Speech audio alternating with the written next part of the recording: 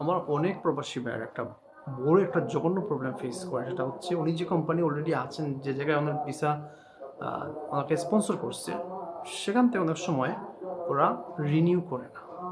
যদি আপনি এই ধরনের প্রবলেমে পড়ে থাকেন যে আপনার ভিসা রিনিউ হবে না, শেষ, আপনি আননিকাল হয়ে যাবেন, তখন আপনাকে এই কাজটা করা খুব জরুরি। মনোযোগ সহকারে ভিডিওটা দেখবেন। যদি আপনি আন্দাজ করতে পারেন যে ওরা আর আপনাকে রিনিউ করবে না। অনেক সময় দেখা যাচ্ছে অন্য একটা কোম্পানি থেকে ভিসা এনে দিছে, ওরা টাকা দিয়ে ওকে রিনিউ করাচ্ছে। এই ধরনের মানুষদের বেশি সমস্যা হয় এদের এই ধরনের যে এক্সপায়ার হয়ে যাওয়ার টাকা দেয় না, এক্সপায়ার হয়ে যায়, তখন আপনাকে ধরে বাংলাদেশ পাঠিয়ে দেবে। ইলিগাল হয়েছে না। তখন এখান থেকে বাঁচবেন কি? বাঁচার উপায়টা কি? আপনাকে যেটা করতে হবে, যখন আন্দাজ করতে পারেন ৪-৫ মাস আগে বা ৬ মাস আগে যেটা আর রিনিউ হবে না, আননিকাল হয়ে যাওয়ার সম্ভাবনা আছে, তখন আপনি দ্রুত যে কাজটা করবেন, নতুন একটা কোম্পানির কাছে আপনাকে ট্রান্সফার করতে হবে। আপনি যে স্কিল, যে কাজ জানেন, যেই কাজের উপর ভিত্তি একটা কোম্পানির কাছে চলে যান এবং কোম্পানিকে বলুন যে ওরা যেন আপনাকে নতুন করে আপনার স্পন্সরশিপ এবং যা যা লাগে সবগুলো যেন করে নতুন ভিসা দেয় আপনাকে, এবং আপনাদের কাছে ট্রান্সফার হয়ে চলে যান। এই ক্রাশ এক্সপায়ার হওয়া আগে আপনি চলে যান। ওকে। নম্বর 2, যেটা করবেন, ওদেরকে বলবেন ভিসা দেওয়ার জন্য আপনাকে।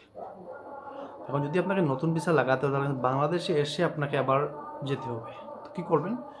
এক্সপায়ার হওয়ার ১-২ মাস ৩ মাস আগেই আপনি নতুন কোম্পানি থেকে ভিসা নিয়ে বাংলাদেশে চলে আসবেন। অলরাইট? তাহলে কিন্তু আর টেনশন নেই আপনার। যখন আপনার ম্যাচ শেষ হয়ে যাবে, ওটা তো ভিসা লাগবে না, শেষ, ক্যান্সেল হয়ে গেছে ওটা। তাহলে আপনার নতুন ভিসা দিয়ে আপনি প্রবাসে চলে যাবেন। এটা কেয়ারফুল না থাকার কারণে অনেক প্রবাসী আমার দেখার মধ্যে ক্ষতিগ্রস্ত হয়েছে। ওরা আসলে বুঝতে পারেনি এরা যে রিনিউ করবে না, আর এরপরে ওদের আননিকেল হয়ে গেছে, আননিকেল হয়ে ধরা খেয়ে বাংলাদেশে আসছে। হাজারো ঘটনা এরকম আছে। যদি আপনি আন্দাজ করতে পারেন যে এই ধরনের কিছু আপনার হাতে ঘটতে যাচ্ছে, আন্দাজ পান আপনি, তাদের সাথে সাথে আপনি ট্রান্সফার নিয়ে অন্য একটা কোম্পানির কাছে চলে যান। যারা আপনার ভিসা লাগাবে, আপনাকে স্পন্সর করবে, সব কিছু করবে এক্স্যাক্টলি আপনার জন্য। তাহলে আপনি এই প্রবলেম থেকে বেঁচে যাবেন। অনেক ভাই আমার প্রবাসী এই প্রবলেম ফেস করে থাকেন।